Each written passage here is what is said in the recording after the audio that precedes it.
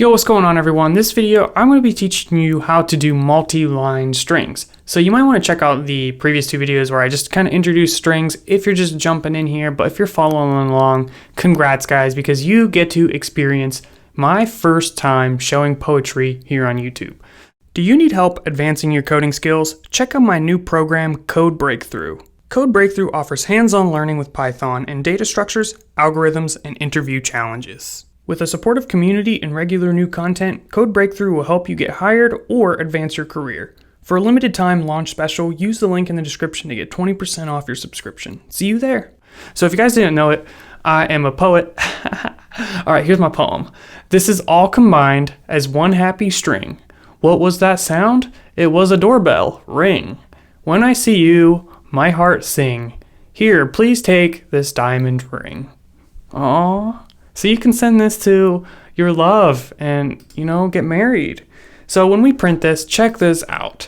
It says all of this on one happy string, and it's all together. So this is because when we do this concatenation with the parentheses that we showed in the previous video, it does not automatically put new lines or spaces or anything.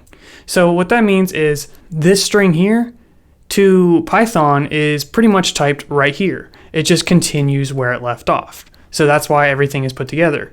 Internally, it's just stored as one string, no new line characters. However, with poetry, that's just killing my vibe. We want this out line by line. So I could go in here and I could type out new line characters, but that's just gross. I don't want to have to do that. So here's the solution. First thing, we don't need the parentheses. We can get rid of those. And instead, we can use 3 double quotes, like so.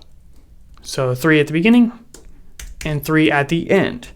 And this is going to change things because we no longer need to use double quotes throughout. So converting between these is a little sloppy, but if you're going to start from scratch, you can start with the 3 lines and you don't have to go in here and delete a quadrillion quotes.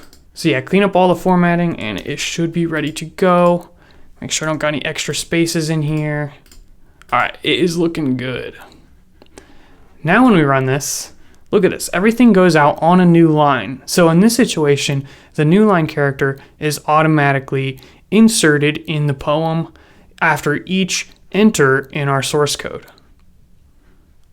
So anytime we hit enter or return, that is a new line character that's going to be stored in the string. As a result, my string is written out line by line, which might be a little bit easier to read if you're going to be writing a long poem.